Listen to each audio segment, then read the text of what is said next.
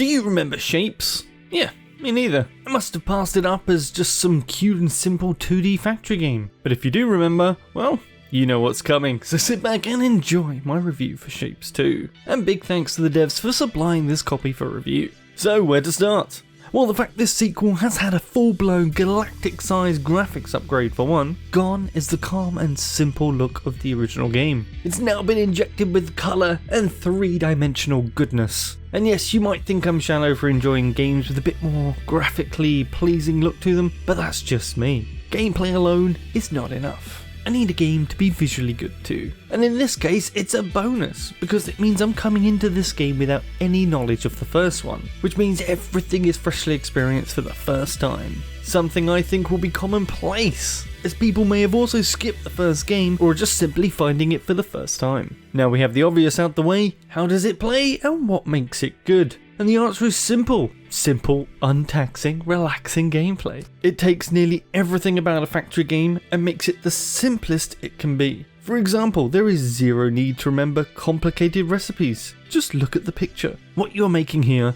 is a 4-piece puzzle, and as you progress, the puzzle gains layers and colours. And that's it. You can still totally work everything out just by looking at the shape. But if you think it does look too complex, there's also a system to show you how the shape is broken down.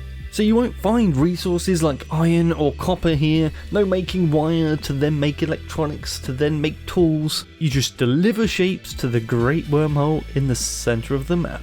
Simple. You know what else makes this game simple? Zero build cost. That's right, building belts or any of the machines to cut, rotate, paint, merge any of the shapes costs nothing. There is this purity of factory building with this game. There's no enemies, no limited resources, no time limits, no costs. You'd be forgiven for thinking that there'll be no challenge. But this is where you're gravely mistaken. While each part of this game is extraordinarily simple, they slowly combine to have more and more complex needs from your factory. For example, you start playing with just a 4-piece circle and a 4-piece square. Easy peasy. But then it wants 3 pieces of a shape.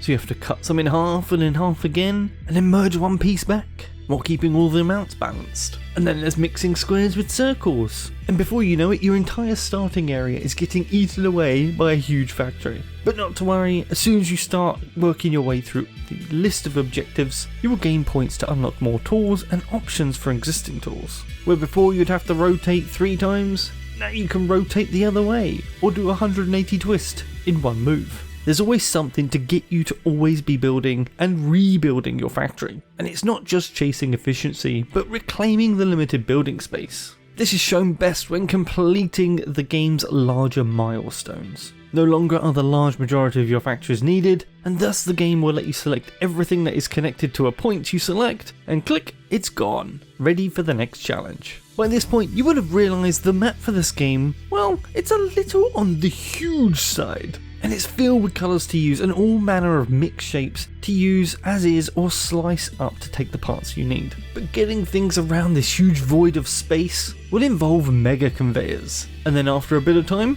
trains as well. Each conveyor has 4 lines which match up with the 4 open slots on the edge of the platforms, or at least so I thought until I found something purely by accident. Just like how you can layer conveyors, you can layer up the inputs and outputs too, which means once you've fully unlocked the different heights, you can have 12 transit points per opening. And this was a game changer for me, yet oddly made complete sense. Shapes 2 is full of little things like this too. Stuff just works, and makes things less taxing when you just want to relax and build a factory. For example, the UI will just tell you how many of an item you will need per fully saturated belt. No messing around with complicated maths and trying to figure out everything, especially when upgrades in line speed and machine speed are involved, which is another thing. Upgrades just apply to everything. No Mark 1 to Mark 2 to Mark 69 versions of machines. At the same time, however, if you do want to know how many shapes a belt is currently pushing, the game just kindly gives you that. It just takes a few seconds to count in real time and gives you a live value. While building the factory, the game will also show you the output shape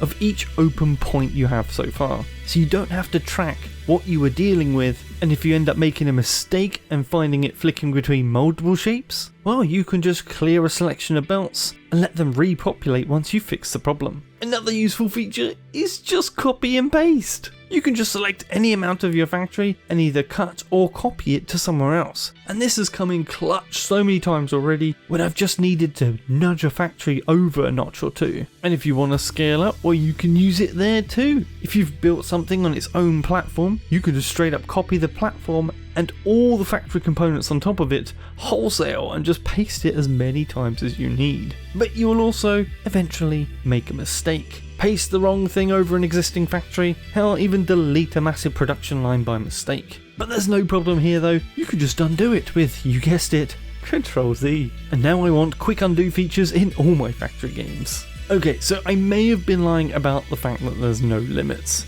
There is a limit on the bigger world stuff like the big belts and the platforms, and this increases a ton just playing the game and fulfilling the primary and secondary tasks. Which brings me to progression. I found it to be pretty well paced in bringing in new elements to the game, and you unlock trains at just the right point, I felt, as you start looking further afield for the right shapes to start from so you don't have to build them manually. Where running really long big belts can bust your limits pretty quickly, you can use trains instead, and while they aren't completely free, the track is, meaning you can start bringing in shapes and different colours from everywhere. The game does have a research tree as well, but this feels a little forced. At first it seems like you have a good range of options, but as you progress the research cost goes up quickly, leading to limited choice and a longer time between upgrades. And I really think this could have just been all folded into the milestone rewards, and not had any research at all. You also have to mention the amazingly chill vibes the soundtrack gives, which helps keep you relaxed and carefree.